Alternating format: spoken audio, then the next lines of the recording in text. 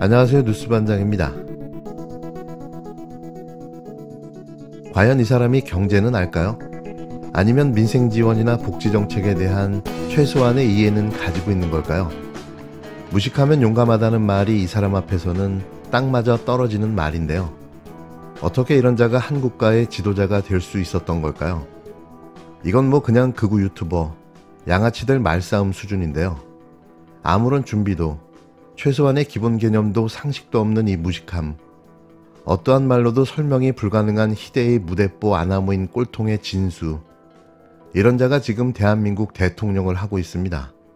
국채라는 거를 정말 개념 없이 방만한 이 재정이라는 것이, 아니 재정이라는 게 대차대조표의 대변 차변이 일치되는 거랑 문제 없다는 식으로 막 얘기를 했습니다.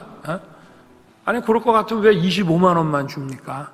국민 1인당 한 10억씩, 한 100억씩 줘도 되는 거 아니에요? 그렇게 되면 어떤 결과가 나오는지 뻔한 거 아니겠습니까?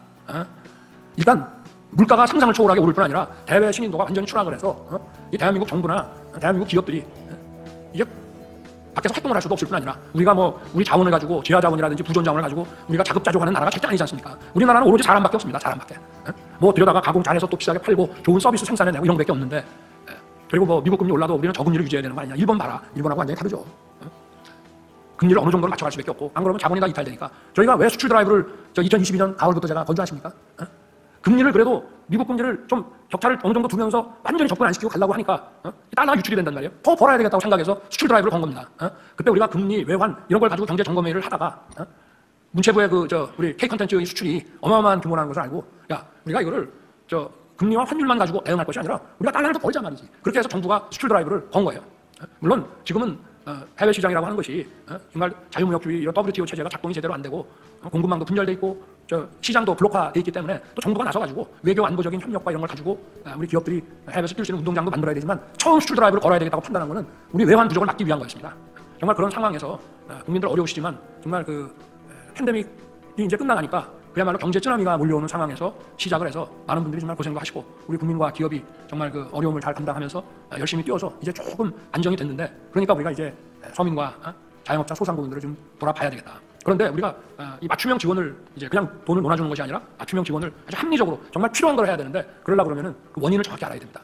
그냥 막연하게 코로나 때 돈 많이 풀었는데 지금 어렵다. 그렇게만 봐서는 안 되고요. 정말 세세하게 분석을 해야 됩니다. 윤석열 대통령이 국민 1인당 10억 원, 100억 원씩을 주지 왜 25만 원을 주냐면서 더불어민주당의 전국민 민생회복지원금 지급 방안을 대놓고 작심 비판했습니다. 그러면서 마치 개똥 철학 같은 자신의 어이없는 주장을 늘어놓았는데요. 최소한의 경제 상식조차 없는 그의 무식함에 혀가 내둘러집니다. 윤 대통령은 하반기 경제정책 방향 및 역동경제 로드맵 발표 회의 마무리 발언에서 방만한 재정이라는 것이 대차대조표의 대변 차변이 일치되는 거라 문제없다는 식으로 얘기하는데, 그럴 것 같으면 국민 1인당 왜 25만 원을 주냐, 한 10억씩 100억씩을 줘도 되는 것 아니냐고 비아냥대며 말했는데요.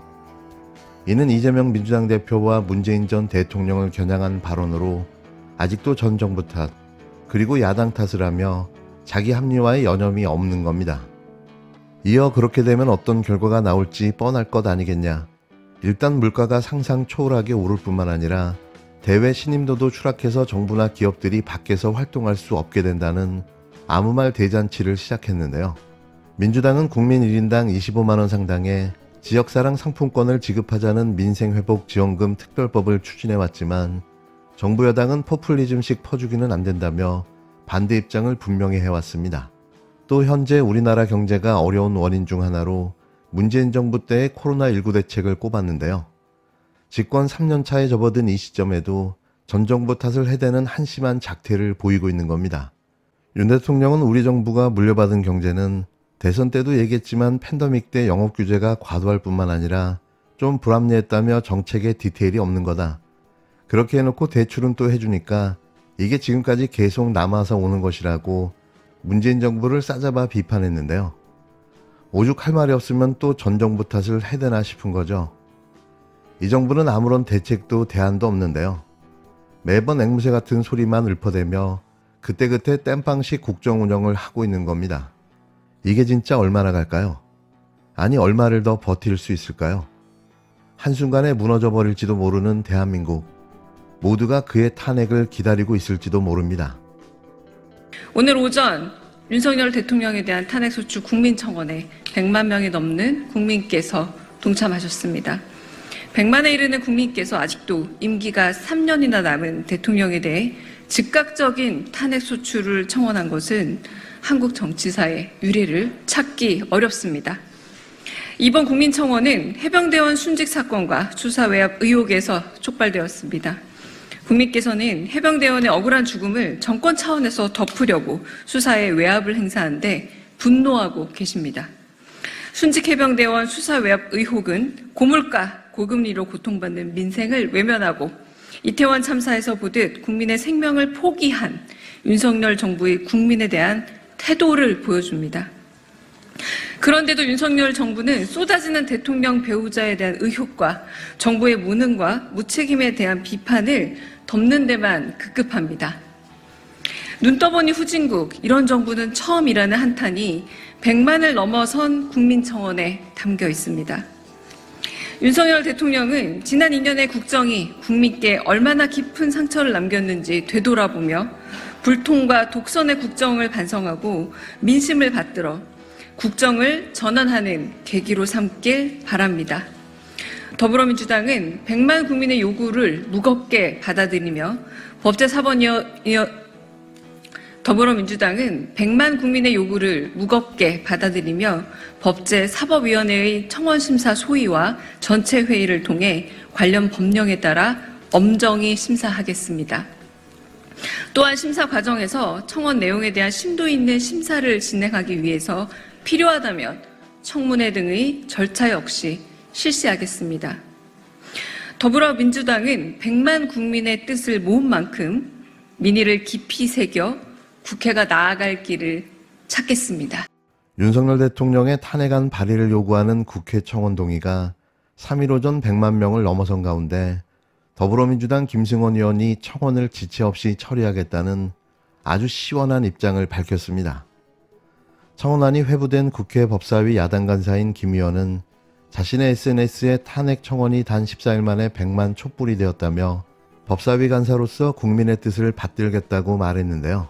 그러면서 김 의원은 탄핵 청원이 마무리되는 7월 20일 지체 없이 처리하겠다고 덧붙였습니다. 해당 청원이 이달 20일 만료되는 만큼 즉시 상임위 차원의 논의에 착수하겠다는 뜻으로 해석되는데요. 민주당은 아주 잘하고 있습니다.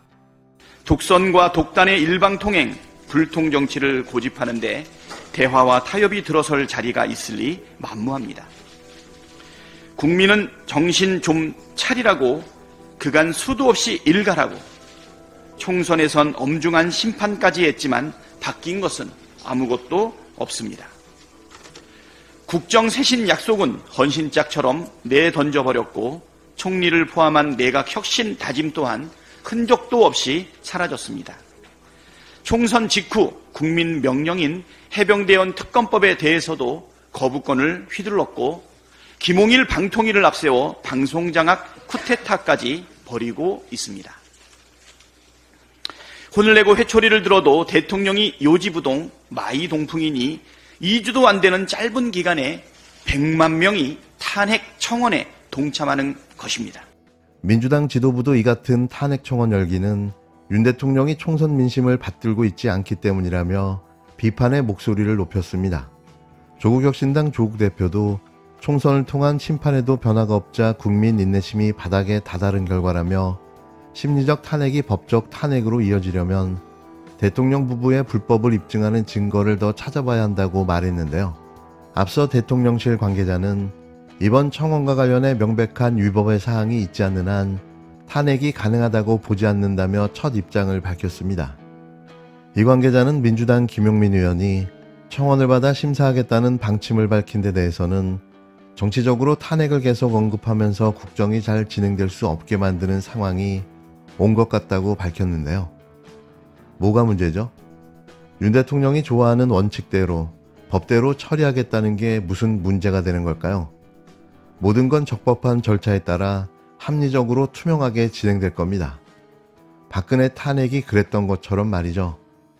3년도, 석 달도, 3일도 길다는 국민이 먼저 시작한 청원입니다. 그러니 국민의 뜻을 받아 본인에게 물어봐야 하지 않겠습니까? 윤 대통령에 권고합니다. 자꾸 국민 입을 틀어막지 말고 본인 입을 닫고 귀를 여십시오. 그리고 국정 난맥과 무능력에 대해 진솔하게 사과하십시오. 국정 기조를 바꾸겠다고 답하십시오. 국민이 듣고 싶어하는 말은 그것입니다. 속이에 경일뛰겠지만 다시 한번 권해봅니다.